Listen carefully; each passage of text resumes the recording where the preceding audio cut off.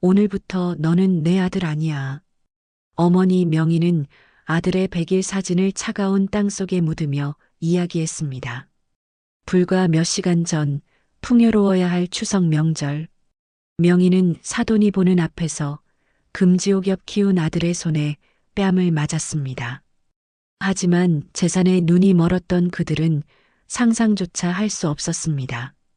그날 이후 어머니가 준비한 진짜 복수는 단순히 재산을 물려주지 않는 것에서 끝나지 않는다는 것을 말이죠.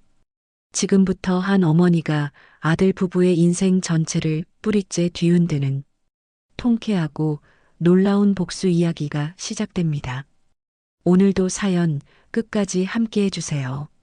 풍요로운 추석 아침, 명희의 고즈넉한 한옥마당은 모처럼 사람 사는 활기로 가득 찼습니다. 며느리 민영의 친정 부모님까지 함께한 명절. 겉보기엔 더할 나위 없이 화목한 풍경이었죠. 하지만 명희는 알고 있었습니다.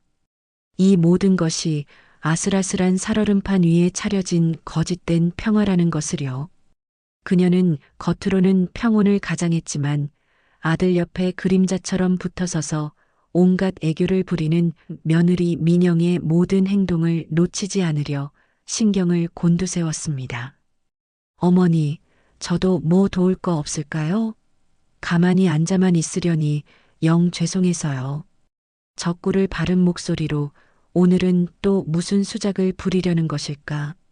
명희가 겹겹의 속내를 감춘 채 묻어난 목소리로 대답했습니다.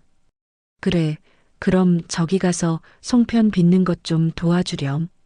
민영은 냉큼 소쿠리 앞에 앉아 일부러 모두에게 들리도록 명랑하게 말했습니다. 어머님 댁은 정말 정겨워요. 친구들이 다들 부러워한다니까요. 한참이나 집을 칭찬하던 그녀는 기다렸다는 듯 교묘하게 본색을 드러냈습니다. 그런데 아무래도 이 큰 집을 어머님 혼자 관리하시기엔 점점 힘에 부치실 것 같아요. 여기저기 손 볼 곳도 늘어나는 것 같고요. 또 시작이구나. 명희는 속으로 혀를 찼습니다. 그녀는 송편에 소를 넣던 손을 잠시 멈추고 며느리를 똑바로 쳐다보며 말했죠.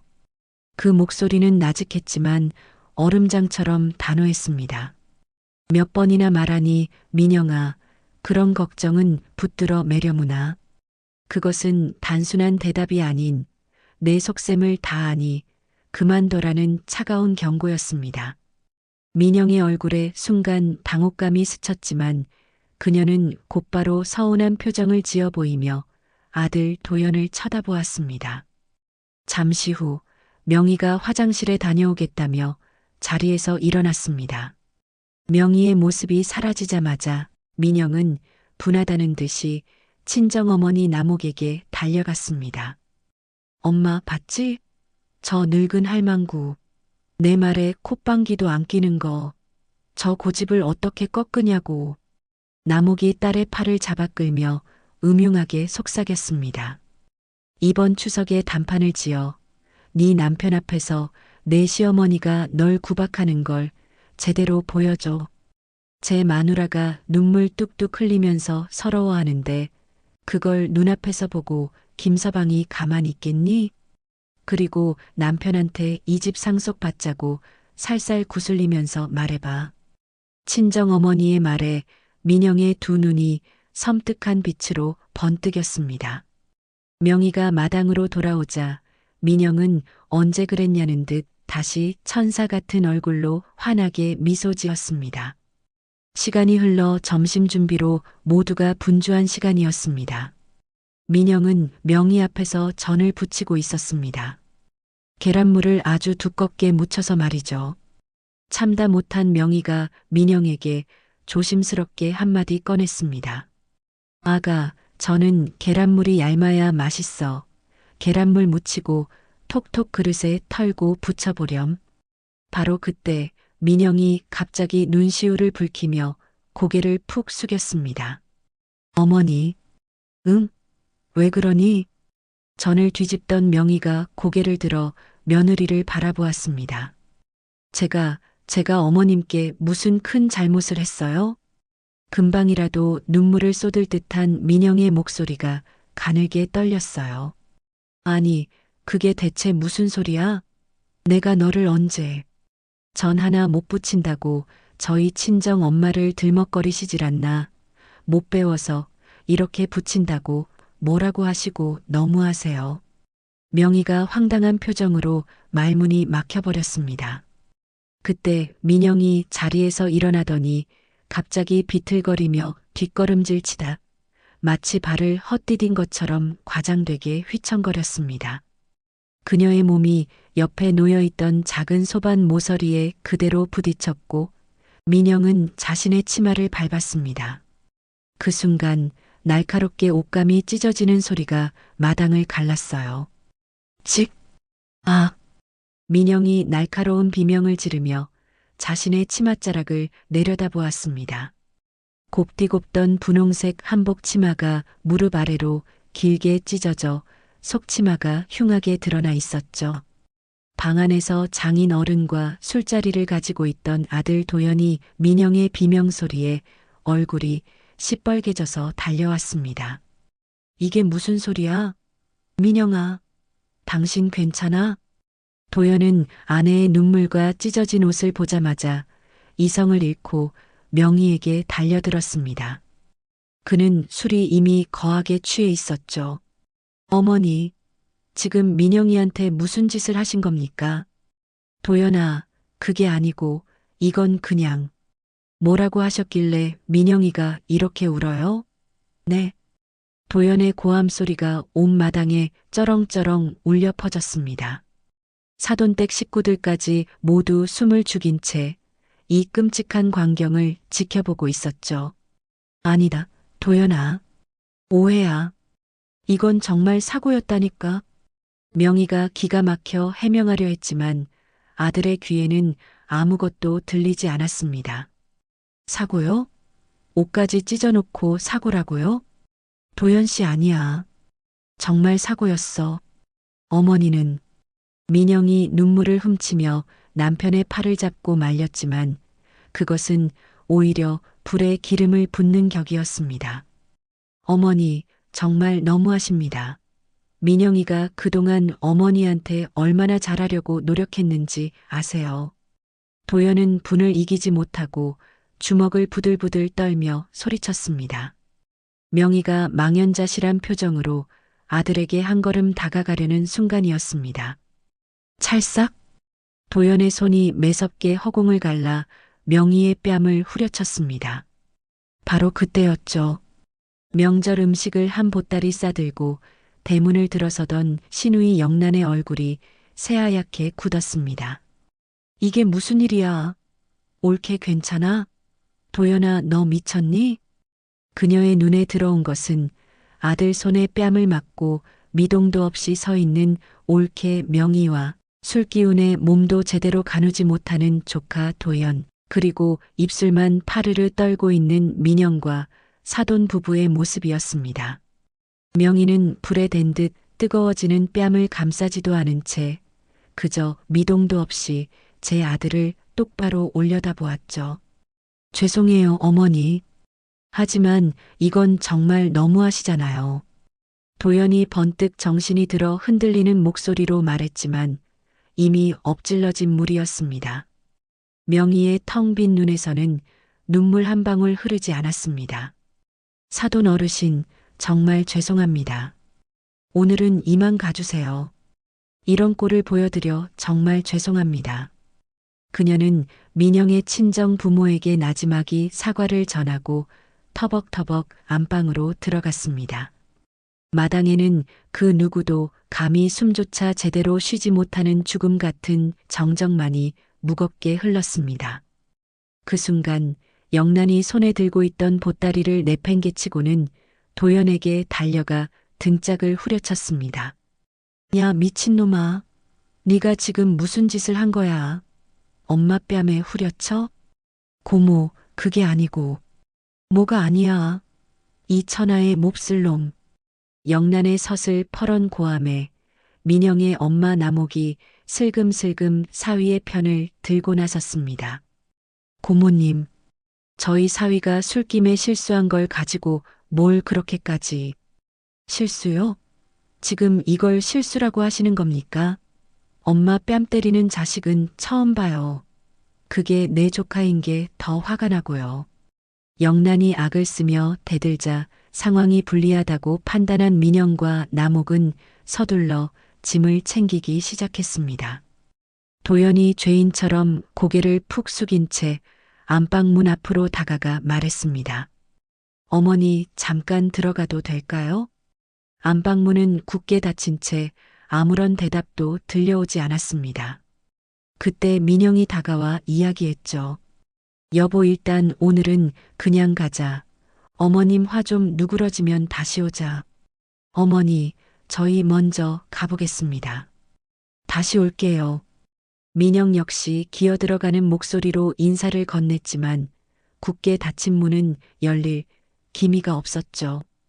결국 그들 가족은 마치 도둑고양이처럼 허둥지둥 대문을 빠져나갔습니다.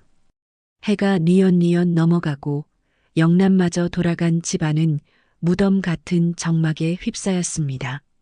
얼마나 지났을까요? 명희는 조용히 문을 열고 마당으로 나왔습니다. 아침의 활기는 온데간데였고 요리하다 남은 음식과 어수선하게 흩어진 그릇들만이 처참하게 널려 있었어요. 밤이 깊어지자 명희는 안방의 낡은 자개장 앞에 앉아 빛바랜 작은 액자 하나를 꺼내 들었죠. 100일 때 찍은 도연의 사진이었습니다. 세상에서 가장 행복한 듯 배시시 웃고 있는 아기. 이렇게 곱던 내 새끼가 어쩌다 짐승만도 못한 놈이 되어버렸을까? 명희는 오랫동안 쭈글쭈글한 손으로 아들의 얼굴을 쓸어보았습니다. 하지만 끝내 눈물은 나오지 않았어요. 그녀는 액자를 들고 뒤뜰로 나갔습니다. 달빛이 차갑게 내려앉은 감나무 아래 그녀는 맨손으로 흙을 파기 시작했습니다. 축축하고 차가운 흙이 손톱 사이를 까맣게 파고들었지만 아랑곳하지 않았습니다.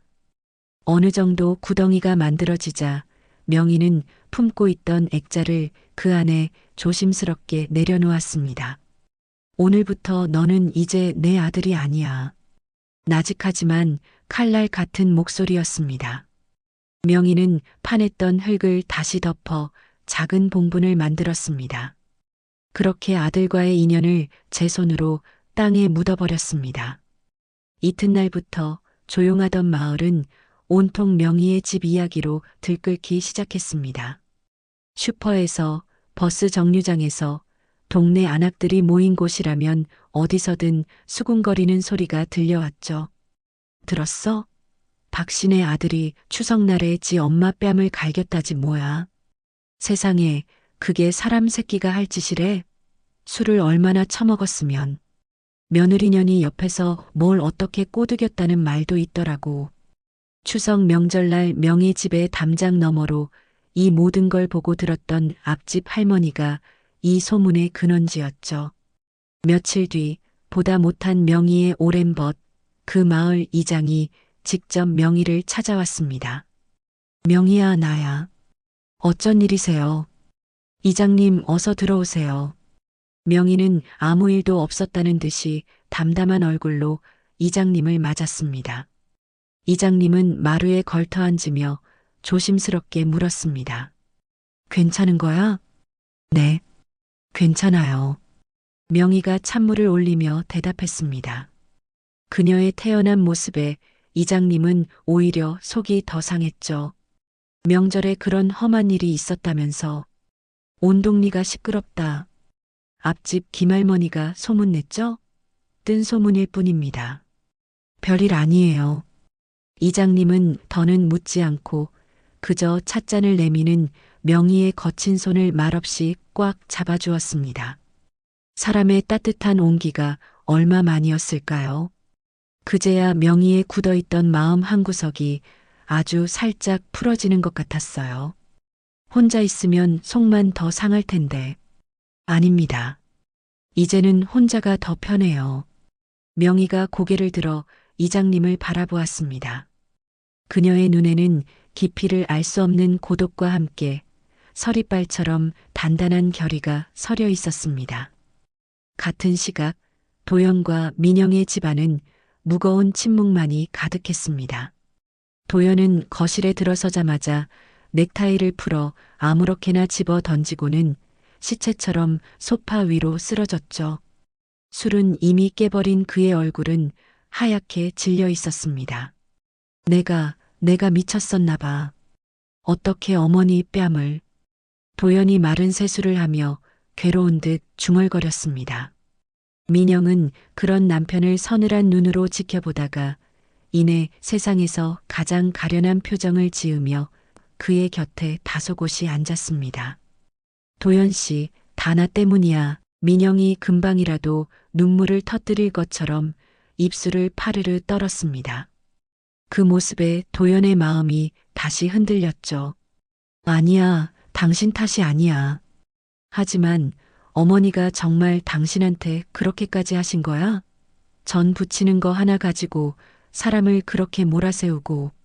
도연은 자신이 저지른 짓을 정당화할 이유를 필사적으로 찾고 있었습니다. 민영은 그 기회를 놓치지 않았습니다. 응, 당신은 방에 있어서 못 들었잖아. 전 하나 제대로 못 붙인다고 우리 친정 부모님까지 싸잡아서 무시하시는데 내 마음이 얼마나 찢어지는 것 같았는지 알아.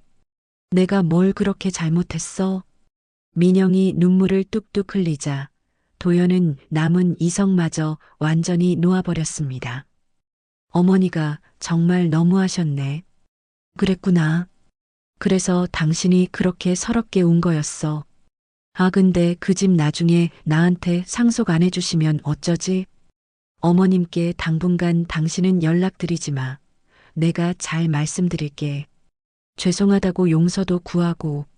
지금 당신이 연락하면 어머님 화만 더 돋우게 될 거야. 그녀의 말에 도연은 민영이 이 모든 갈등을 해결해줄 현명한 해결사처럼 보였죠. 어머니에 대한 죄책감과 아내에 대한 연민, 그리고 그 한옥집에 대한 욕심이 그의 내면에서 비빔밥처럼 뒤섞이고 있었습니다.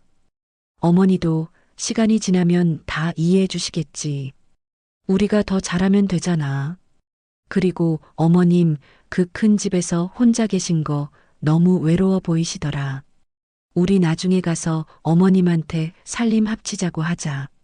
그럼 어머님도 더 좋아하실 거야. 민영이 제시한 달콤한 제안에 도연의 어두웠던 얼굴이 환하게 펴졌습니다. 그것은 어머니에 대한 죄책감을 덜어주면서도 그토록 원하던 집을 차지할 수 있는 완벽한 묘수처럼 들렸거든요. 그래, 당신 말이 맞아. 역시 당신은 똑똑해. 그게 좋겠어. 도연은 스스로를 위로하는 것을 넘어 이제는 완벽한 해결책을 찾았다고 기뻐했습니다. 민영은 그런 남편의 품에 와락 안기며 그의 등 뒤로 아무도 보지 않는 차갑고 만족스러운 미소를 지었습니다. 그날 이후로 가을은 속절없이 깊어졌습니다. 마당에 감나무 잎이 하나둘 떨어지고 아침 저녁으로 찬 바람이 옷깃을 파고들었죠. 하지만 아들 도연과 며느리 민영에게서는 전화 한 통, 문자 한 통 없었습니다. 명희는 그들을 기다리지도 궁금해하지도 않으며 그저 묵묵히 혼자만의 시간을 보냈어요.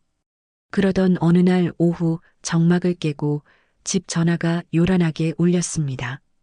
수화기를 들자 귀에 거슬릴 정도로 살가운 목소리가 들려왔습니다.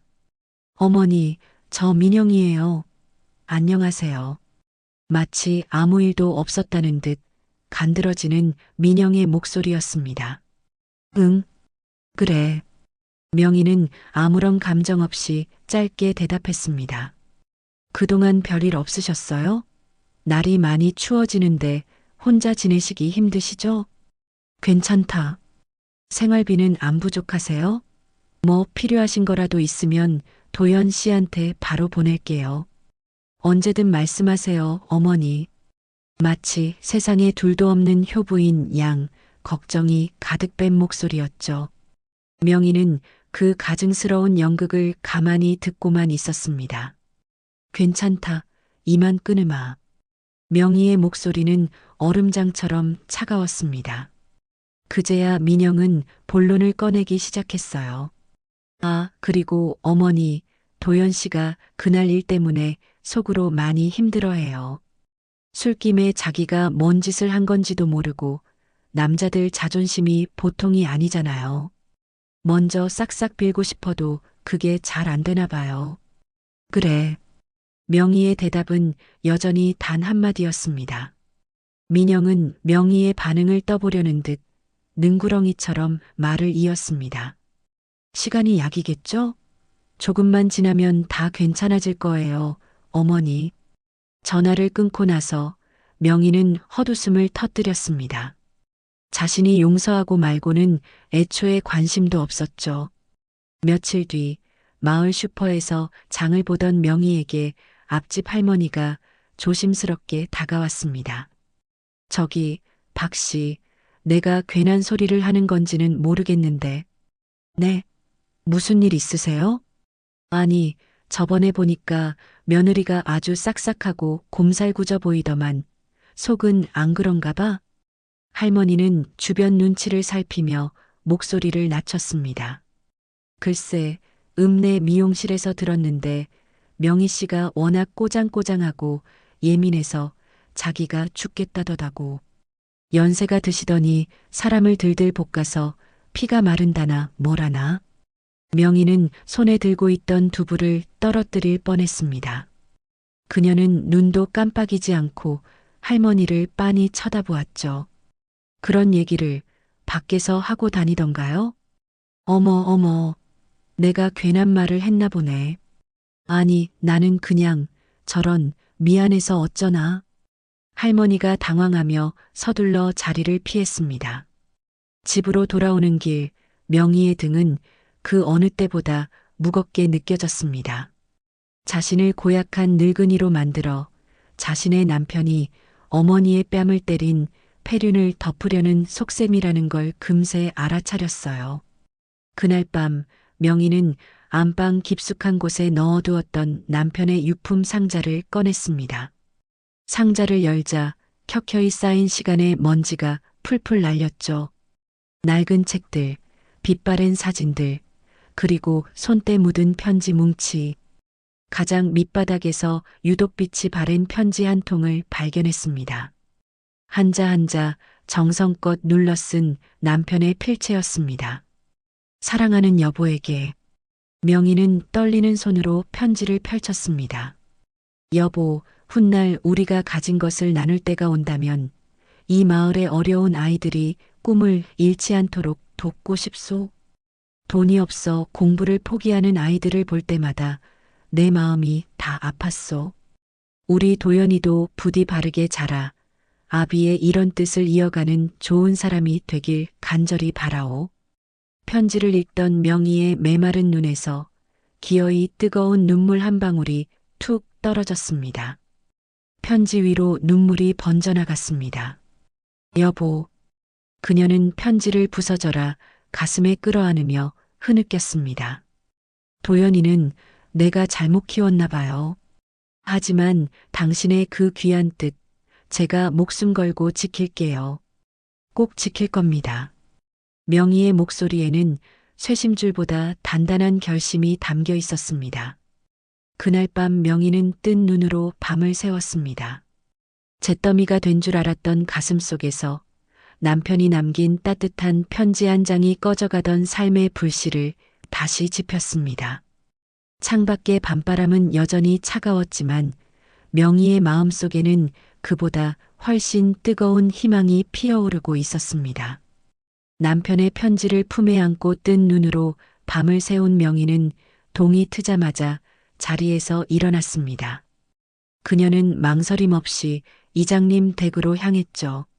이른 아침부터 마당에서 김장 배추를 절이고 있던 이장님이 흙 묻은 손으로 그녀를 반갑게 맞았습니다. 어이구, 명희야. 이 새벽부터 어쩐 일이야? 얼굴빛이 어제랑은 영 다른데? 이장님이 걱정스럽게 물었습니다. 상의드릴 일이 있어서요. 잠깐 시간 좀 괜찮으시겠어요? 명희의 목소리는 밤사이 더욱 단단해져 있었습니다. 그럼 들어와. 이장님이 손을 씻으며 명희를 안으로 들였습니다. 따뜻한 방 안에 마주 앉자마자 명희는 품에서 남편의 편지를 꺼내 건넸습니다. 우리 양반이 살아생전에 늘 하고 싶어 했던 일이 있었어요. 이장님은 말없이 편지를 받아들고 천천히 읽어 내려갔습니다. 편지를 다 읽은 그의 눈시울이 붉어졌죠. 허허, 역시 김 선생다운 생각이야. 참 좋은 사람이었지, 암. 이장님이 깊은 한숨과 함께 말했습니다. 그래서 말인데요, 이장님. 제가 가진 모든 걸로 저희 남편의 뜻을 이뤄주고 싶습니다. 그 말에 이장님의 표정이 심각해졌습니다. 명희야, 그 마음이야, 100번 이해하지만 아들 도연이는 어쩌고? 이거 나중에 상속 문제로 자식과 부모 간에 큰 싸움이 될 수도 있는 일이야. 내가 이 동네 살면서 이런 꼬라지를 한두 번 본 게 아니야. 상관없습니다. 그놈한테는 땡전 한 푼 물려줄 생각 없어요. 명희의 목소리에는 한치의 흔들림도 없었습니다. 그래도 법이라는 게 있으니 나중에 도연이가 유산 문제로 소송이라도 걸면 골치 아파져. 아주 단단히 준비해야 해. 이장님의 현실적인 조언에 명희가 고개를 끄덕였습니다. 그래서 이장님께 부탁드리러 온 겁니다. 믿을 만한 변호사 한 분만 소개해 주세요. 며칠 후 명희는 이장님이 소개해 준 시내의 법무법인을 찾아갔습니다. 해안법무법인이라는 간판이 명희의 마음에 묵직하게 다가왔어요. 반백의 머리를 단정하게 빗어넘긴 변호사는 온화한 인상이었죠. 어서 오십시오, 어르신. 이장님께 말씀은 들었습니다. 변호사가 따뜻한 차를 내오며 물었습니다. 명희는 고개를 숙여 차를 한 모금 마신 뒤 결심이 선 눈빛으로 변호사를 똑바로 바라보았습니다. 유언장을 작성하고 싶습니다. 나중에 제 아들이 털끝 하나 건드릴 수 없도록 먼지 한 톨 가져가지 못하도록 완벽하게요. 명희는 남편의 편지를 보여주며 지난 추석에 있었던 일을 담담하게 하지만 하나도 빠짐없이 털어놓았습니다. 변호사는 한참 동안 명희의 이야기를 듣고 난 뒤 깊은 공감의 한숨을 내쉬었습니다. 정말 마음고생이 이루 말할 수 없이 심으셨겠습니다. 법을 다루는 사람이지만 자식이 부모에게 그런 짓을 했다는 건 참으로 용납하기가 힘든 일이군요. 그는 잠시 말을 고르더니 신중하게 입을 열었습니다. 어르신, 먼저 법적인 현실부터 말씀드려야 할 것 같습니다. 우리나라 법은 자식이 아무리 큰 잘못을 저질렀어도 부모 재산의 일정 비율을 받을 권리를 보장합니다. 이걸 유류분이라고 하죠. 유류분이요? 네. 설령 어르신께서 전 재산을 사회에 환원한다는 유언장을 완벽하게 남기셔도 아드님은 법정 상속분의 절반을 달라고 소송을 걸 수 있습니다. 법이 그 권리를 보장하니까요. 명희의 얼굴에 실망감이 스쳐 지나갔습니다. 그럼 방법이 없다는 말씀이십니까? 그 모습에 변호사는 온화하지만 단호한 미소를 지었습니다. 아닙니다. 방법은 있습니다. 하늘이 무너져도 솟아날 구멍은 있는 법이죠. 어르신께서 돌아가신 뒤에 재산을 물려주는 유증이 아니라 살아계실 때 재산을 넘기는 생전증여를 하는 겁니다. 변호사는 몸을 앞으로 기울이며 힘주어 말했습니다. 특히 어르신의 재산을 공익적인 목적인 장학재단에 증여하시는 겁니다. 공익재단에 증여된 재산은 유류분 산정의 기초가 되는 재산에서 제외됩니다. 법적으로도 아드님이 손을 댈 수 없는 완벽한 금고에 넣어두는 것과 같습니다. 그 말에 명희의 눈이 다시 빛나기 시작했습니다. 그 금고 만들어주실 수 있겠습니까? 내 아들이 절대로 열 수 없는 아주 단단하고 튼튼한 금고로요. 집으로 돌아온 명희는 그날부터 곧장 재산 정리에 들어갔습니다. 장롱 깊숙이 보관해 두었던 남편과 함께 평생을 바쳐 일군 논밭의 등기부등본, 먼지 쌓인 통장들을 모두 꺼냈어요. 여보, 우리가 참 열심히도 살았네요. 이렇게나 많이 모아뒀었네. 통장에 찍힌 숫자를 들여다보며 명희가 나직이 응조렸습니다. 그녀는 재단의 이름도 망설임 없이 정했습니다. 남편의 평생 직업이자 자부심이었던 이름, 김선생 장학재단. 그날 이후로 명희의 밤은 외롭지 않았습니다. 거실에 불을 환하게 밝히고 앉아 재단 설립 계획을 구체적으로 세웠죠. 어떤 아이들을 어떤 기준으로 도울 것인지 낡은 공책에 꼼꼼하게 적어 내려갔습니다. 그래, 우선 우리 마을 아이들부터 시작하는 거야. 당신이 그토록 아꼈던 아이들이니까.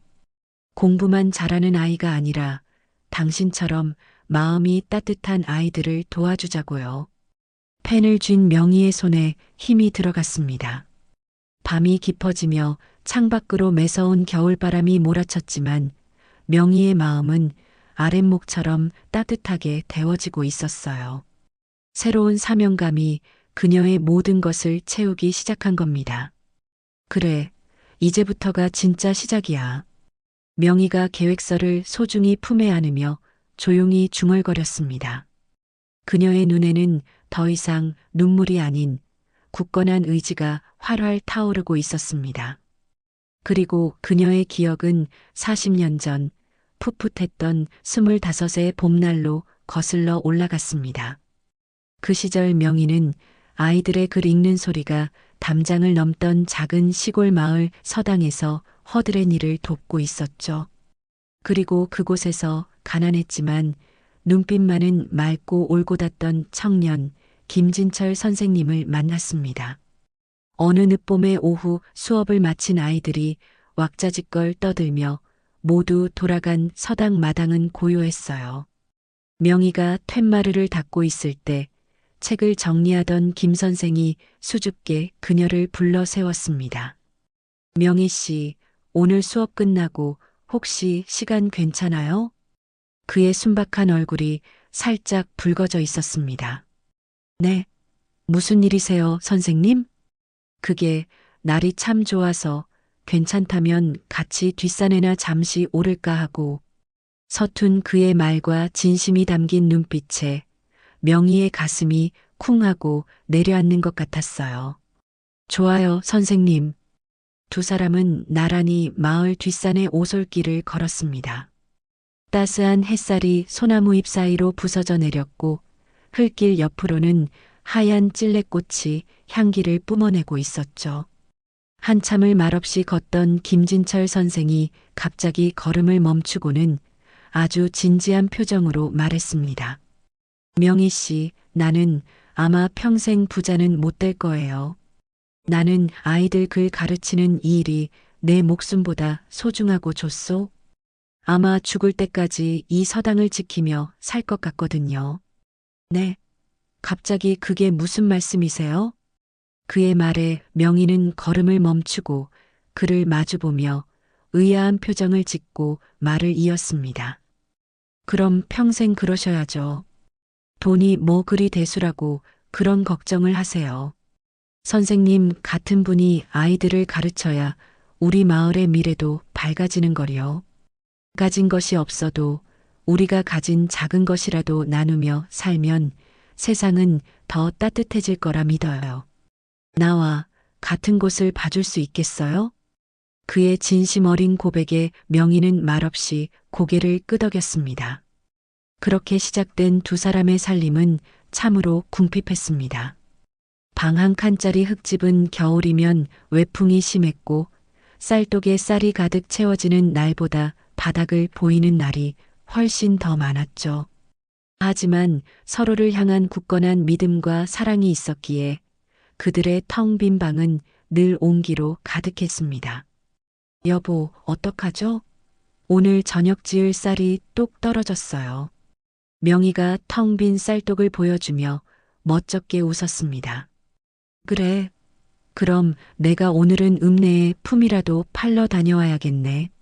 내 어깨가 있는데 뭘 걱정해. 명희의 남편 진철은 아무렇지 않다는 듯 웃으며 자리에서 일어났습니다. 명희는 억척스럽게 텃밭을 일구고 틈틈이 남의 집 일을 도우며 가게에 보탰습니다. 진철은 아이들을 가르치며 받은 얼마 안 되는 훈료를 쪼개어 오히려 그들보다 더 어려운 이웃을 돕기까지 했습니다. 여보, 이거 뒷집 김할머니 댁에 좀 갖다 드리고 와줘요. 진철이 얼마 없는 쌀을 한 대박 퍼내며 말했습니다. 아니 여보, 우리도 내일 먹을 쌀이 빠듯한데요? 명희가 걱정스럽게 말했지만 그녀의 남편은 온화하게 웃으며 아내의 손을 잡았습니다. 사람의 도리는 밥그릇 크기로 재는 게 아니야. 저 할머니는 당장 오늘 저녁 끓일 물밖에 없는데 우리가 어찌 모른 척 하겠어. 명희는 쌀을 들고 가는 남편의 넓은 등 뒤에서 존경과 사랑이 뒤섞인 눈물을 조용히 삼켰습니다. 결혼 3년 만에 아들 도연이 태어났을 때 부부의 세상은 온통 기쁨으로 가득 찼습니다. 밤새 이어진 산골 끝에 들려온 아기의 첫 울음소리는 세상 그 어떤 음악보다 아름다웠죠. 여보, 우리 아들 좀 보세요. 어쩜 이렇게 예쁘죠? 내 배 아파 낳았지만 믿기지가 않아요. 명희가 핏덩이 같은 아기를 품에 안고 세상을 다 가진 듯 웃었습니다. 그러게 말이야. 세상에서 가장 귀한 보물이 우리에게 왔네. 그는 조심스럽게 아들의 작은 손을 만지며 감격에 젖었습니다. 어린 도연은 그런 부모의 사랑 아래서 참으로 정직하고 마음이 따뜻한 아이로 자라났습니다. 어느 날 저녁 학교를 다녀온 어린 도연이 종알거리며 말했어요. 아버지, 오늘 학교에서요. 짝꿍이 도시락을 못 사왔어요. 그래. 그래서 우리 아들은 어찌했니? 제 도시락 반을 덜어서 나눠 먹었어요. 진철이 기특하다는 듯 아들의 머리를 쓰다듬었습니다. 참 잘했다, 우리 아들. 배고픈 건 나눠야지. 네, 아버지가 늘 그러셨잖아요. 나누면 마음이 더 부자가 되는 거라고요. 고단하고 가난한 세월이었지만 세 식구가 서로의 온기에 기대어 잠들던 그 밤들은 명희의 인생에서 가장 찬란하게 빛나는 보석으로 남아 있었습니다. 어스름한 등잔불 아래서 곤히 잠든 아들의 얼굴을 보며 명희가 남편의 품에 기댔습니다. 여보, 우리 참 행복하죠? 그렇죠? 그럼 세상 사람들이 가진 전부를 준다 해도 나는 지금의 행복과 바꾸지 않을 거야. 그는 아내와 아들을 꼭 껴안으며 대답했습니다. 그 시절 정직한 아비의 가르침을 스펀지처럼 빨아들이며 자라던 아들 도연은 세상 그 무엇과도 바꿀 수 없는 명희의 희망이자 전부였습니다. 행복했던 기억의 끝자락에서 명희는 아들 도연이 훌륭한 청년으로 자라났던 시절을 떠올렸습니다. 지병으로 남편을 먼저 떠나보낸 후 아들 도연은 그녀의 남은 삶의 이유이자 세상의 전부가 되었습니다. 그는 명희의 기대대로 반듯하고 성실하게 성장하여 명문대를 졸업했고 누구나 이름만 대면 알만한 번듯한 회사에 취직까지 했습니다. 명희는 그런 아들을 보며 세상을 다 얻은 듯 기뻤어요. 그러던 어느 화창한 봄날 사무실이라던 아들에게서 전화가 걸려왔습니다. 어머니, 저 도연이에요. 이번 주말에 찾아뵈려고요. 그래, 무슨 일 있니? 소개해드릴 사람이 있어서요. 도연의 목소리가 수줍음과 설렘으로 미세하게 떨리고 있었습니다. 누구를? 제가 결혼하고 싶은 사람이에요. 그 말에 명희의 가슴이 쿵하고 내려앉는 듯 했습니다. 어머나 세상에. 어떤 아가씨인데? 언제 데리고 올 거니? 이번 주말에 인사드리러 갈게요. 약속한 주말, 명희는 아침부터 대문 앞을 몇 번이나 서성였습니다. 점심때가 다 되어서야 도연의 차가 골목으로 들어서는 게 보였죠. 차에서 내린 아들 옆에는 명희가 상상했던 것보다 훨씬 더 단아하고 어여쁜 아가씨가 서 있었습니다. 쪽빛 한복을 곱게 차려입은 그녀는 명희의 한옥과 한폭의 그림처럼 어우러졌습니다. 어머님, 안녕하세요. 최민영이라고 합니다. 민영은 명희의 앞에서 허리를 깊이 숙여 깍듯하게 인사했습니다. 그 몸짓 하나하나에 흠잡을 데 없는 교양이 배어 있었어요. 어머, 어머, 이렇게 예쁜 아가씨가 어서 들어와요. 명희가 활짝 웃으며 민영의 손을 잡고 안으로 이끌었습니다. 도연 오빠한테서 어머님 얘기 정말 많이 들었어요. 꼭 한번 뵙고 싶었어요. 아, 그런가요? 도연 씨가 어머님을 얼마나 끔찍이 생각하는 것 같아요. 귀에 못이 박이도록 어머님 자랑했어요. 민영의 말에 명희는 기쁨을 감출 수 없어 입이 귀에 걸렸습니다.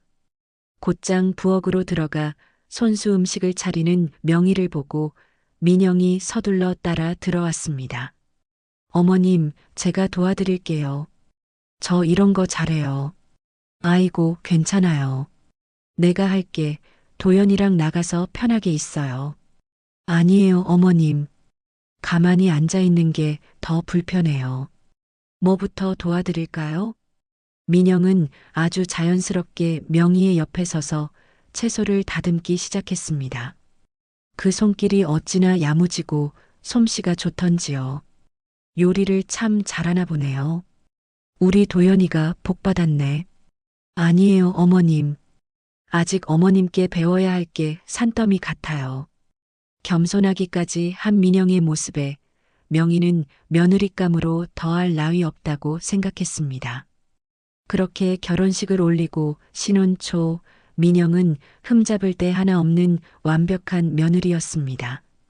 이틀에 한 번꼴로 안부 전화를 걸어오는 것은 물론 명절 때마다 값비싼 선물을 양손 가득 사들고 찾아왔죠. 마을 어른들을 마주칠 때마다 깍듯하게 허리를 숙여 인사하는 민영의 모습은 동네 전체에 칭찬이 자자하게 만들었습니다. 박 씨는 며느리 하나는 정말 잘 얻었어. 그러게 말이야. 요즘 세상에 저렇게 싹싹하고 예의 바른 애가 어디 흔한가. 명희의 어깨가 으쓱해지는 순간들이었습니다. 명희는 그런 며느리가 가져다주는 행복감에 흠뻑 젖어 그녀의 계산된 친절 뒤에 숨겨진 차가운 욕망을 전혀 눈치채지 못했습니다. 민영의 완벽한 연기는 명희의 경계심을 완전히 무너뜨렸죠. 도연아, 민영이 같은 아이가 우리 식구가 되다니 정말 복이다. 명희가 아들에게 진심으로 만족하며 말했습니다. 그렇죠, 어머니. 제가 잘 골랐죠? 그래, 너희 둘이 앞으로 행복하게 잘 살기만 하면 나는 더 바랄 게 없다. 그 시절 명희는 자신의 발밑으로 서서히 드리워지고 있는 깊은 그림자를 전혀 알지 못한 채 그저 며느리가 만들어낸 가장된 행복에 흠뻑 취해 있었습니다. 하지만 꿀처럼 달콤했던 그 행복은 그리 오래가지 않았습니다. 결혼 1주년이 지날 무렵부터 완벽했던 며느리 민영의 태도에 아주 미묘한 변화의 바람이 불기 시작했죠. 처음에는 정말 아무도 눈치채지 못할 만큼 사소한 것들이었습니다. 명희는 여느 때처럼 다정한 목소리로 며느리에게 안부를 물었습니다. 아가, 밥은 챙겨 먹고 다니니? 네, 먹었어요. 예전 같았으면 그럼요, 어머님. 어머님은 식사하셨어요? 라며 살갑게 되물었을 민영의 대답은 짧고 건조했습니다. 그날 저녁 퇴근한 도연이 옷을 갈아입을 때 민영이 기다렸다는 듯이 깊은 한숨을 내쉬며 말을 걸었습니다. 여보, 어머님이 아직도 저희를 어린애 취급하시는 것 같아. 응? 그게 무슨 소리야? 오늘도 전화하셔서 밥 먹었냐고 물어보시더라고. 내가 살림을 못해서 당신을 굶기는 것처럼 들려서 기분이 좀 그랬어. 민영이 금방이라도 울 것처럼 눈시울을 붉혔습니다. 에이, 어머니가 그냥 걱정되어서 그러셨겠지. 너무 예민하게 생각하지 마. 도연이 대수롭지 않게 넘겼지만 그의 마음 한구석에는 작은 가시가 박혔습니다. 그리고 며칠 뒤 명희가 무심코 같은 질문을 했을 때 아들의 반응은 전과 달랐습니다. 어머니, 민영이가 저 밥 제대로 안 해 먹일까봐 걱정되세요? 아니, 도연아. 그게 아니고 그냥 궁금해서. 앞으로는 그런 걱정 안 하셔도 돼요. 저희 알아서 잘 챙겨 먹으니까요. 아들의 차갑고 날선 목소리에 명희는 가슴이 덜컥 내려앉았습니다. 그저 다정한 안부 인사였을 뿐인데 어째서 아들이 이렇게까지 나를 세우는지 이해할 수가 없었죠. 그 작은 오해는 시작에 불과했습니다. 민영의 이간질은 시간이 갈수록 더욱 교묘하고 대담해졌어요. 여보, 이상하지 않아? 어머님이 자꾸 우리 살림살이에 대해 캐물으시는 거. 뭘 캐물어? 지난번엔 월세가 얼마냐, 관리비는 얼마나 나오냐 물어보시더니 오늘은 당신 월급날이 언제냐고 물으시더다고. 왜 그런 게 궁금하신 걸까? 글쎄, 그냥 궁금해서 그러신 거 아닐까? 도연이 고개를 갸웃거리자 민영은 일부러 상처받은 표정을 지어 보였습니다. 나는 그런 생각까진 하고 싶지 않은데 혹시 우리가 돈이라도 달라고 할까봐 미리 견제하시는 건 아닌지 그런 생각이 들어서 너무 서운했어. 설마 어머니가 그러실 리가 없어. 그렇지? 나도 그렇게 믿고 싶어. 그런데 자꾸만 그러시니까. 민영이 말을 잇지 못하고 고개를 떨구자 도연의 마음속 의심은 점차 확신으로 변해갔습니다. 명희는 며느리의 행동에서 서늘한 위선과 계산적인 의도를 느끼기 시작했지만 물증 없는 심증은 아들에게 그저 잔소리나 변명으로 들릴 뿐이었죠. 어느 날 명희는 큰 마음을 먹고 며느리에게 직접 물었습니다.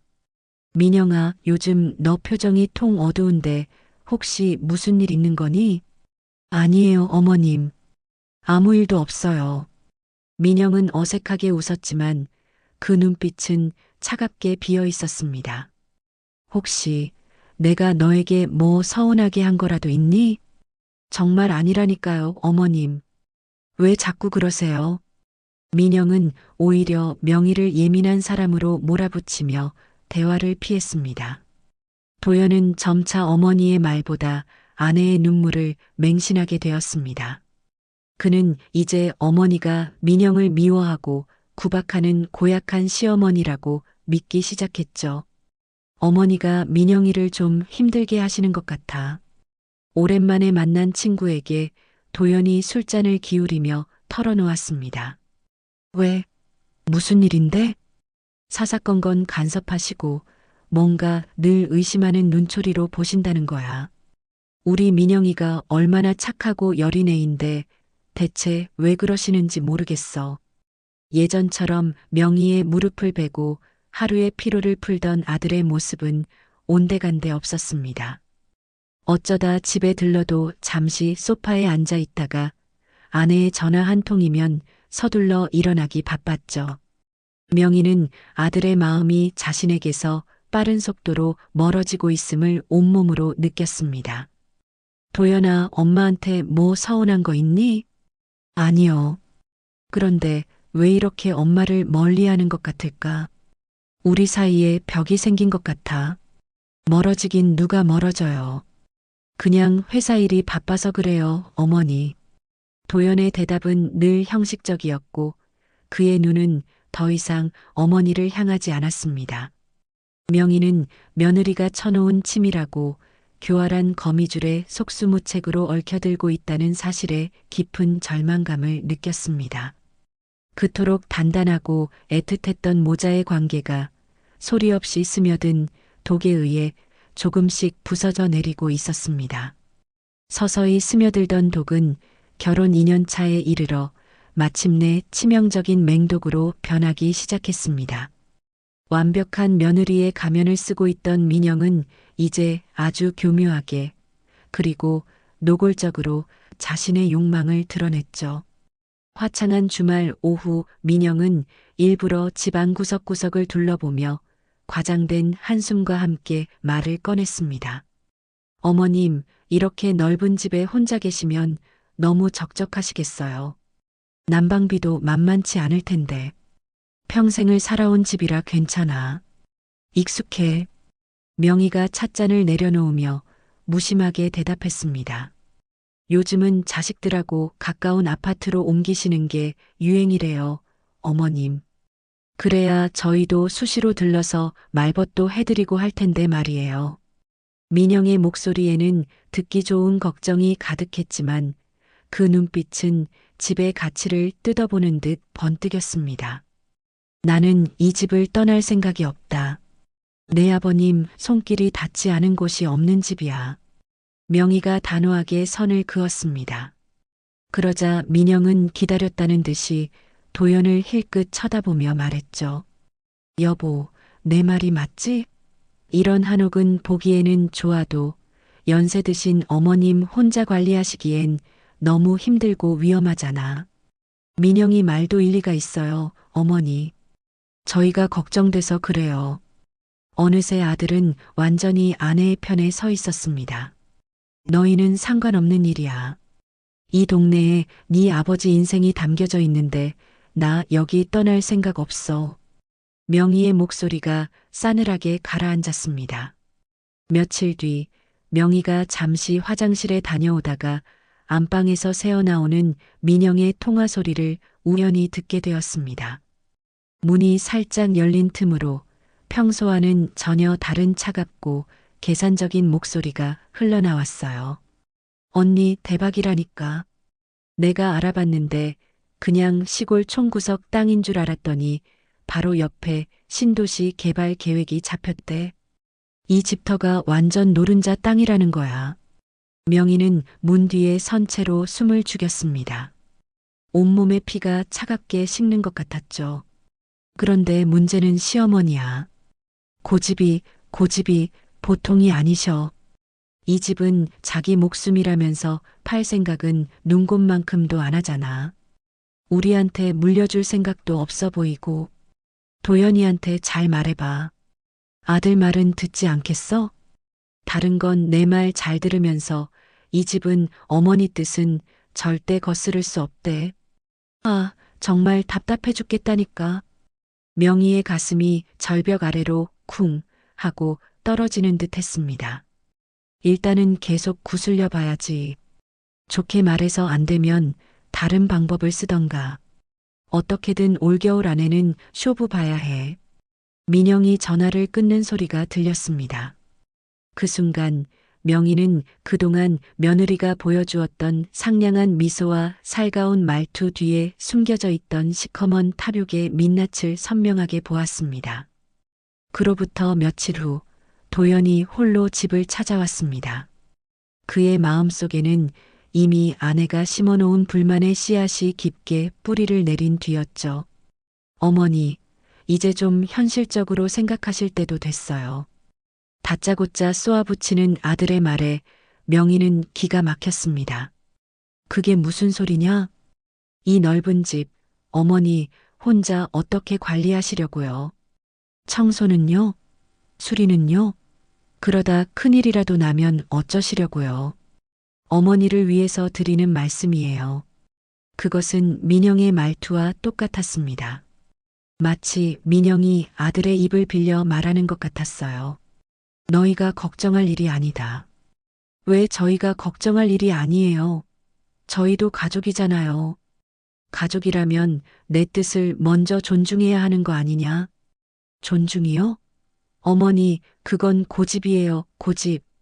도연의 말투가 점점 거칠어졌습니다.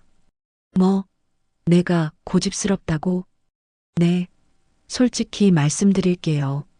너무 고집스러우세요. 왜 자식이 이렇게까지 걱정하는데 어머니 생각만 하세요? 명희는 아들의 변해버린 모습에 심장이 갈갈이 찢기는 듯한 충격을 받았습니다. 그날 밤 민영의 도끼 서린 속삭임이 도연의 귓가를 파고들었습니다. 여보, 근데 만약에 어머님이 갑자기 돌아가시기라도 하면 이 집은 어떻게 되는 거야?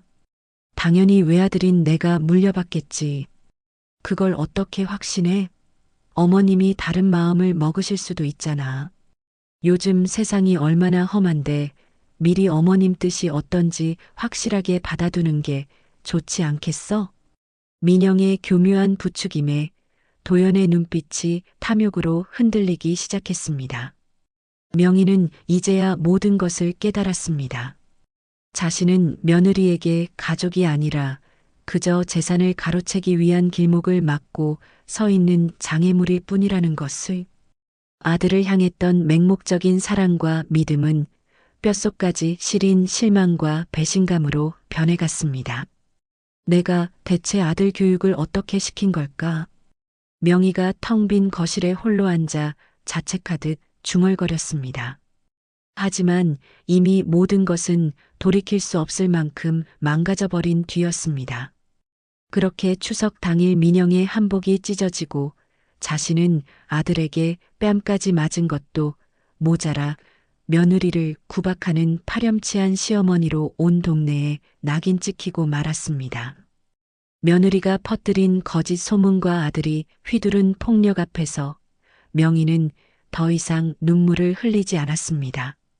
대신 남편의 유지를 받들기로 결심한 그날 이후 변호사를 만나며 자신의 마지막 존엄을 지키기 위한 준비를 조용히 시작했죠. 하지만 명희가 변호사를 만나 재단 설립을 준비하고 있다는 소문은 가을날 들불처럼 삽시간에 온 마을로 퍼져나갔습니다. 그리고 그 소문은 명희의 집을 찾아왔다가 마을 슈퍼에 들른 민영의 귀에 가장 먼저 들어갔습니다. 어머, 명희 씨네 며느리 아니야? 시어머니가 보통 분이 아니시더만. 전 재산을 장학재단 만든다고 변호사랑 왔다 갔다 한다며? 슈퍼 아주머니가 던진 무심한 말에 민영의 얼굴이 하얗게 굳었습니다. 그녀는 물건을 사는 둥 마는 둥 서둘러 가게를 빠져나와 다급하게 남편에게 전화를 걸었습니다. 여보, 지금 어디야? 큰일 났어. 왜? 무슨 일인데 그렇게 호들갑이야? 어머님이 우리 몰래 변호사 만나고 다니신대. 전 재산을 다 다른 데다 기부해버리려고 유언장 쓰신다는 소문이 온 동네에 파다해. 뭐? 변호사? 그게 진짜야? 그럼 진짜지, 가짜겠어? 어떻게 여보? 당장 가서 따져야 해. 민영의 날카로운 목소리에 도연의 얼굴이 시뻘겋게 달아올랐습니다. 다음 날 아침 먼지를 일으키며 마당으로 쳐들어오다시피 한 차에서 도연과 민영이 내렸습니다. 그들의 얼굴에는 분노와 초조함이 역력했죠. 그때 명희는 아무것도 모르는 사람처럼 평온한 얼굴로 마당에서 갓 짜낸 빨래를 널고 있었습니다. 어머니, 도연이 참지 못하고 으르렁거리듯 어머니를 불렀습니다. 명희는 그저 말없이 천천히 뒤를 돌아볼 뿐이었습니다. 변호사 만나고 다니신다면서요? 사실입니까? 그래, 만났다. 너무나 담담하고 차분한 명희의 대답에 도연은 오히려 말문이 막혔습니다. 정말 저희한테는 재산 한 푼 안 물려주실 작정이세요? 내 재산을 내 뜻대로 쓰겠다는데 그게 너한테 허락받을 일이냐? 어머니, 저희가 뭘 그렇게 잘못했습니까? 외아들인 제가 있는데 어떻게 재산을 남한테 다 줄 생각을 하세요? 도연이 분을 이기지 못하고 주먹을 부들부들 떨며 소리쳤습니다. 네가 뭘 잘못했는지 몰라서 묻는 거니? 명희가 젖은 빨랫감을 내려놓으며 아들을 똑바로 쳐다보았습니다. 그 서늘한 눈빛에 도연이 주춤하는 사이 민영이 악을 쓰며 끼어들었습니다. 어머님, 이건 명백한 부당함이에요. 아버님 뜻도 좋지만 저희도 자식으로서 당연히 받을 권리가 있다고요. 법적으로도 문제가 될 수 있어요. 권리. 명희의 입가에 얼음 같은 냉소가 어렸습니다. 명절날 내 뺨을 후려친 자식에게 대체 무슨 권리가 있다는 말이야? 그 한마디에 도연의 얼굴이 하얗게 질렸습니다.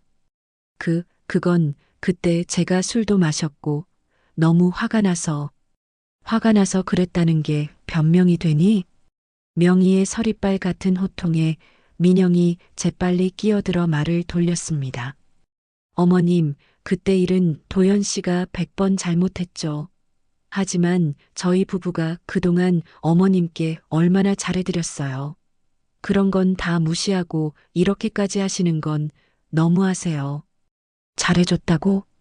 명희가 이번에는 민영을 빤히 쳐다보았습니다. 밤낮으로 이 늙은이를 구슬려 이 집을 팔아치우라고 부추기고 등 뒤에서는 온갖 험담으로 내 얼굴에 먹칠을 한 것이 네가 말하는 잘한 짓이니? 민영의 표정이 뱀처럼 일그러졌습니다. 어머님, 그런 적 없어요. 없어? 네가 내 친구와 통화하며 이 집값이 얼마인지 개발되면 얼마나 오를지 계산하던 것을 내가 내 두 귀로 똑똑히 들었다. 그런데도 없다고? 그건 민영의 입이 처음으로 굳게 닫혔습니다. 명희는 더 이상 그들의 변명을 들어줄 생각이 없었습니다. 나는 내 남편의 뜻을 따를 뿐이야. 더 이상 할 말 없으니 돌아가. 명희가 차갑게 등을 돌리자 다급해진 도연이 애원하기 시작했습니다. 어머니, 제발요. 저희가 다 잘못했어요. 사과드릴게요. 그러니까 유언장 같은 건 제발 다시 생각해 주세요. 네. 이미 늦었다. 어머니. 명희가 다시 몸을 돌려 아들과 며느리를 향해 섰습니다. 내 재산과 내 존엄은 이제 내가 지킨다. 너희에게 속고 상처받으며 눈물 흘리던 과거의 나는 이제 이 세상에 없어. 그녀의 차갑고 결연한 태도에 두 사람은 잠시 말을 잃었습니다. 그들의 얼굴에는 절망과 분노, 그리고 당혹감이 뒤섞여 있었습니다. 명희와의 정면 충돌에서 완패한 도연과 민영은 곧장 다른 변호사 사무실을 찾아갔습니다. 두 사람의 격앙된 이야기를 듣던 변호사가 차갑게 서류를 검토하며 말했죠. 두 분, 지금 감정적으로 대처하실 때가 아닙니다. 상대 측에서 이미 재단 설립 절차에 들어갔다면 시간이 없습니다. 변호사는 펜으로 책상을 가볍게 두드리며 말을 이었습니다. 어머님께서 재산을 재단에 완전히 증여하여 완벽한 금고의 문을 닫아버리기 전에 저희가 먼저 소송을 걸어 법적으로 재산을 동결시켜야 합니다. 그것이 지금 할 수 있는 유일하고 가장 확실한 방법입니다. 그렇게 아슬아슬한 침묵이 흐르던 며칠 뒤 마침내 올 것이 오고야 말았습니다. 명희의 집 낡은 우편함에 유독 두껍고 빳빳한 등기우편물이 꽂혀 있었죠. 무언가 심상치 않은 예감에 명희의 심장이 내려앉았습니다. 그녀는 떨리는 손으로 봉투를 뜯었습니다. 안에 들어있던 것은 법원의 인장이 선명하게 찍힌 차가운 법정 서류였습니다. 소장? 그녀의 눈에 들어온 제목 아래로 까만 활자들이 비수처럼 박혔습니다. 유류분 반환 청구의 소.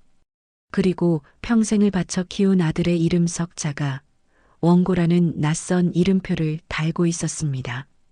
결국 기어이 이렇게까지 하는구나. 명희의 입에서 깊은 한숨이 터져 나왔습니다. 소장에는 피고 박명희가 망부 김 선생과 공동으로 형성한 상속 재산을 원고 김도연의 동의 없이 임의로 처분하려 하여 유일한 상속인인 원고의 정당한 권리를 심대하게 침해하고 있다고 적혀 있었어요. 권리라. 명희는 그 단어를 씁쓸하게 응조렸습니다. 어미의 뺨을 때린 폐륜의 권리, 제 아비의 고귀한 뜻을 짓밟을 권리란 말인가. 그 차가운 법률 용어 뒤에 시커먼 탐욕에 휩싸인 며느리 민영의 얼굴이 어른거리는 것을 명희는 모를 리 없었습니다. 아들에 대한 마지막 남은 일말의 기대마저 산산조각이 나버렸죠. 하지만 더 이상 눈물은 나오지 않았습니다. 오히려 잿더미가 된 가슴 속에서 차가운 분노가 불꽃처럼 피어올랐습니다. 명희는 즉시 변호사에게 전화를 걸었습니다. 선생님, 저 박명희입니다. 소장이 집으로 왔습니다. 아, 그러시군요. 제 생각보다 조금 빠르네요. 예상했던 일입니다. 어르신. 수학이 넘어 변호사의 목소리는 조금도 흔들림 없이 차분했습니다. 이제 어찌해야 합니까? 우선 마음 단단히 잡수시고 내일 오전 중에 사무실로 오시지요. 서류를 보면서 차근차근 대응책을 세워야 합니다. 네, 알겠습니다.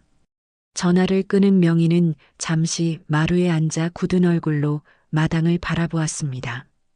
피하고 싶었던 싸움이었습니다. 하지만 아들이 먼저 칼을 뽑아든 이상 더는 물러설 곳이 없었죠. 오히려 마음이 더욱 단단하게 굳어지는 것을 느꼈습니다. 다음 날 해안 법무법인을 다시 찾은 명희의 눈빛은 이전과 완전히 달라져 있었습니다. 장학재단 설립과 재전 재산 기부 절차를 예정보다 더 서둘러 주십시오. 명희가 소장을 내밀며 단호하게 말했습니다. 소송이 진행 중인 상황에서 재산을 처분하는 것이 괜찮을까요? 변호사가 우려 섞인 목소리로 물었습니다. 상관없습니다. 어차피 제 뜻을 굽힐 생각은 추호도 없으니까요. 불법적인 일도 아니지 않습니까? 맞습니다. 합법적인 절차죠. 좋습니다.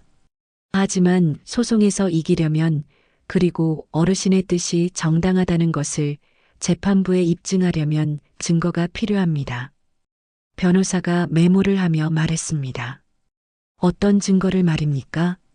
아드님 내외가 지난 몇 년간 어르신을 어떻게 기만하고 압박했는지, 그리고 추석날의 폭행 사건이 어떻게 벌어졌는지 보여줄 객관적인 증거들 말입니다.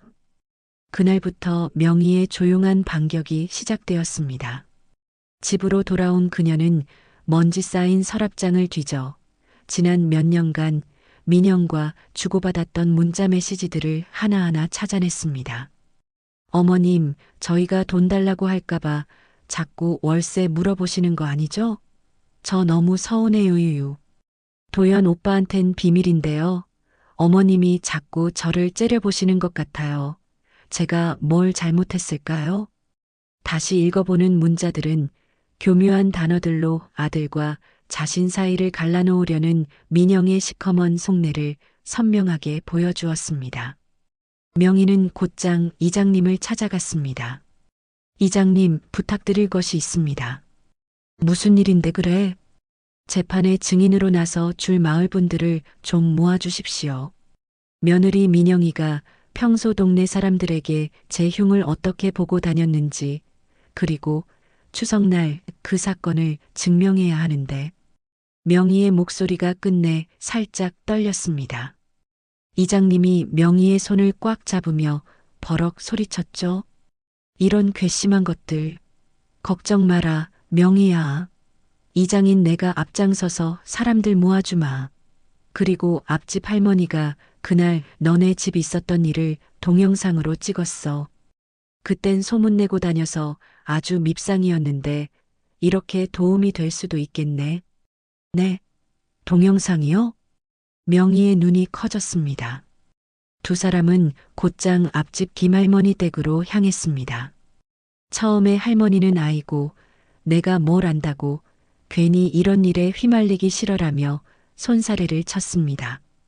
그러자 이장님이 할머니의 어깨를 붙잡고 진지하게 말했습니다. 할머님, 이게 그냥 동네 싸움이 아닙니다. 명희 씨 인생이 걸린 일이에요. 할머니가 찍은 게 진실을 밝힐 유일한 증거요. 그 말에 할머니는 잠시 고민하더니 마지못해 낡은 스마트폰을 꺼내 들었습니다. 에휴, 알았어. 그날 시끄럽길래 뭔 일인가 하고 찍어본 거긴 한데 작은 스마트폰 화면에서 재생된 영상. 화질은 좋지 않고 심하게 흔들렸지만 그날의 상황은 고스란히 담겨 있었습니다. 그리고 그 안에는 도연이 달려나오기 직전 민영이 일부러 몸을 비틀거리며 소반 쪽으로 비스듬히 쓰러지는 모습이 명백하게 포착되어 있었죠. 다음 날 영상을 확인한 변호사의 눈이 빛났습니다. 이거면 충분합니다. 어르신. 정말인가요? 네. 누가 봐도 명백한 자작극입니다. 상황을 의도적으로 조작하여 아드님의 폭력을 유도한 정황이 아주 잘 담겼어요. 명희는 원치 않았던 싸움의 한가운데에 서 있었습니다. 하지만 이제는 자신의 마지막 남은 존엄과 먼저 떠난 남편의 고귀한 유지를 지키기 위해 물러서지 않을 모든 준비를 마쳤습니다. 이제 정말로 시작이군요. 변호사가 산더미 같은 서류를 정리하며 말했습니다. 명희는 말없이 창밖을 바라보며 굳게 고개를 끄덕였습니다. 이것은 돈 몇 푼을 지키기 위한 싸움이 아니었습니다. 자신의 인생 전부를 건 마지막 전쟁이었습니다. 명희가 홀로 시작한 싸움은 그녀가 예상했던 것보다 훨씬 더 빠르고 넓게 퍼져나가기 시작했습니다. 엄마를 상대로 유산 소송을 건 아들의 폐륜적인 소식은 작은 시골 마을의 가장 큰 화제거리가 되었죠. 동네 사람들은 마치 제1인 것처럼 분노했고 약속이라도 한 듯 모두가 명희의 편에 섰습니다. 들었어? 명희 씨 아들이 글쎄 어머니 재산 뺏으려고 소송을 걸었다지 뭐야. 사람이 어찌 그럴 수가 있나. 지 엄마 뺨까지 때렸다면서 천벌을 받을 놈이야. 나는 처음엔 명희 씨가 고약한 시어머니인 줄 알았는데 그 영상 봤어? 그게 다 그 며느리년이 뒤에서 조종한 거지. 생긴 건 여우같이 생겨가지고는. 며칠 뒤 보다 못한 이장님이 마을 회관의 주민들을 전부 불러 모았습니다. 수십 명의 주민들 앞에서 이장님이 목청을 높였습니다.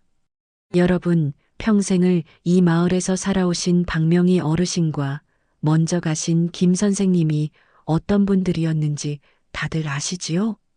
알다마다요. 평생 남 돕는 것만 알고 사신 분들 아니요. 한 어르신의 외침에 모두가 고개를 끄덕였습니다. 그런데 지금 그 아들놈이 어르신이 전 재산을 장학재단에 기부하겠다는 걸 막으려고 소송을 걸었습니다. 이게 사람으로서 할 짓입니까? 주민들의 얼굴이 분노로 붉어졌습니다. 이장님은 품에서 두툼한 서류 뭉치를 꺼내 보였어요. 그래서 우리가 도울 차례입니다. 법원에 제출할 탄원서입니다. 박명희 어르신의 훌륭한 인품과 그 며느리의 이중적인 태도를 우리가 증언해 주는 겁니다. 당연히 하고 말고. 내 당장 서명하겠네. 나도 하겠소. 주민들이 앞다투어 탄원서에 이름을 적고 도장을 찍기 시작했습니다. 지난날 명희에게 신세를 졌던 김할머니는 떨리는 손으로 지장을 찍으며 말했죠. 우리 집 굶어 죽을 뻔했을 때 명희가 자기 먹을 쌀을 나눠줬어. 내가 법정에 가서라도 그 얘기를 꼭 하고 싶어. 슈퍼 아주머니도 분하다는 듯이 나섰습니다. 그 며느리가 가게에 와서 친구랑 통화하면서 시어머니 흉보던 거 내가 똑똑히 들었슈.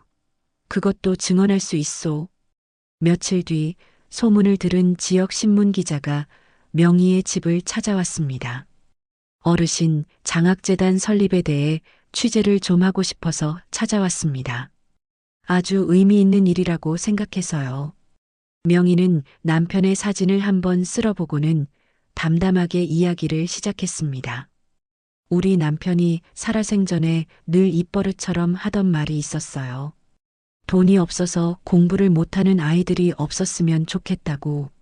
명희의 진심 어린 말에 젊은 기자의 눈시울이 붉어졌습니다. 그런데 가족들의 반대가 좀 있다고 들었습니다만 기자의 조심스러운 질문에 명희는 그저 씁쓸하게 웃을 뿐이었습니다. 일주일 후 지역 신문 일면에 대문짝만 한 기사가 실렸습니다. 평생 일군 전 재산사회의 환원, 김 선생과 아내 박명희의 숭고한 약속. 기사는 남편의 유지를 받드는 아내의 아름다운 미담으로 소개되었고 순식간에 인터넷을 통해 전국으로 퍼져나갔습니다. 여론은 명희를 향한 뜨거운 지지와 응원으로 들끓었습니다. 이런 분들이 진짜 어른이다. 아들이라는 작자는 부끄러운 줄 알아야지. 며느리가 뒤에서 조종한 게 100%네.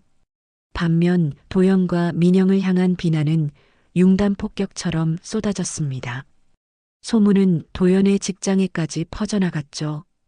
김대리, 인터넷 기사 말이야, 괜찮아? 동료가 조심스럽게 물었지만 그 눈빛에는 경멸이 가득했습니다. 도연은 아무 대답도 하지 못하고 고개를 숙였습니다. 공적인 평판의 추락? 그것은 그들이 전혀 예상하지 못했던 가장 강력하고 아픈 응징이었습니다.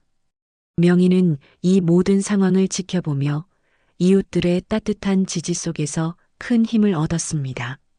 이장님, 그리고 마을 분들께 정말 고맙습니다. 뭘 그래? 우리가 자네한테 받은 게 얼만데. 당연한 일이지. 이장님이 명희의 어깨를 툭툭 다독여 주었습니다. 명희는 자신을 향해 환하게 웃어주는 이웃들을 보며 정말 오랜만에 마음속 깊은 곳에서부터 우러나오는 환한 미소를 지었습니다. 더는 혼자가 아니었습니다. 마을 사람들의 따뜻한 지지와 연대는 차갑기만 하던 법정 싸움에서 가장 강력한 무기가 되어 돌아왔습니다. 압도적으로 불리한 여론과 앞집 김할머니의 동영이라는 결정적인 증거에 직면하자 가장 먼저 백기를 든 것은 아들 부부의 변호사였죠. 며칠 뒤 도연과 민영은 자신들의 변호사 사무실에서 참담한 얼굴로 앉아 있었습니다. 두 분 솔직하게 말씀드리겠습니다. 이 소송 승산이 없습니다. 변호사가 고개를 저으며 단호하게 말했습니다.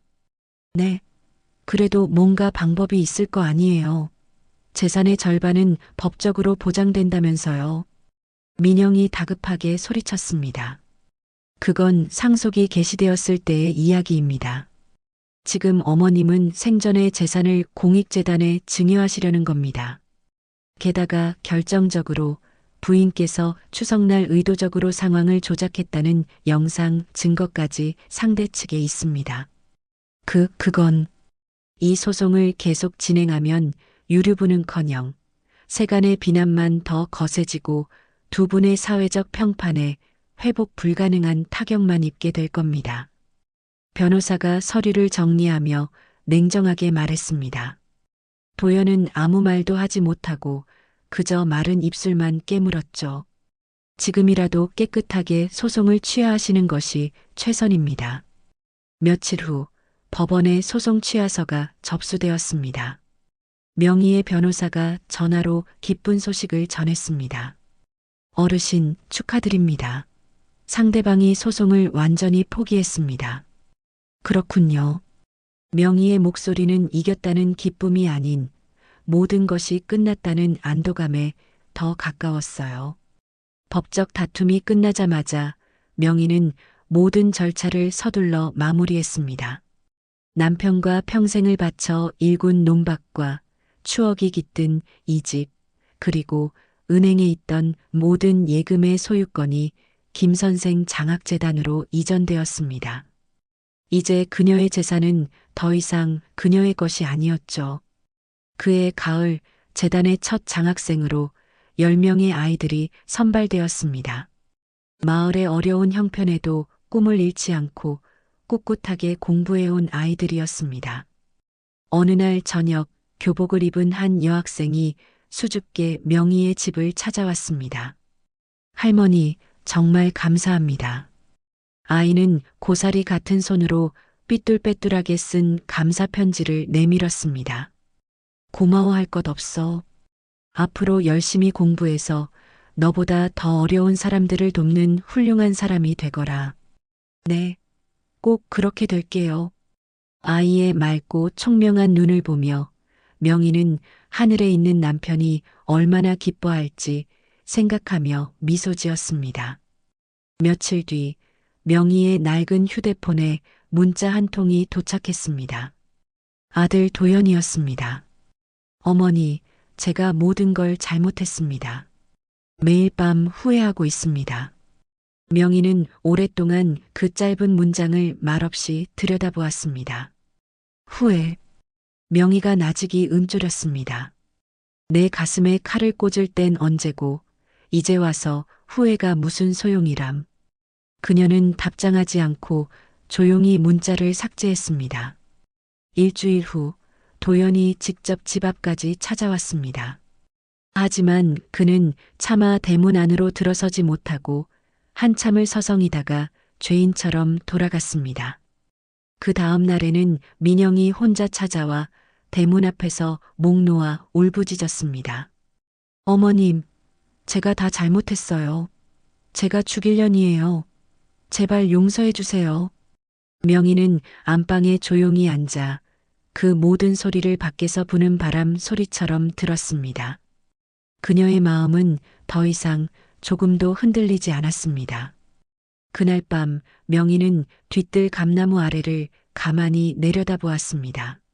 아들의 백일 사진을 제 손으로 묻었던 바로 그 자리였죠.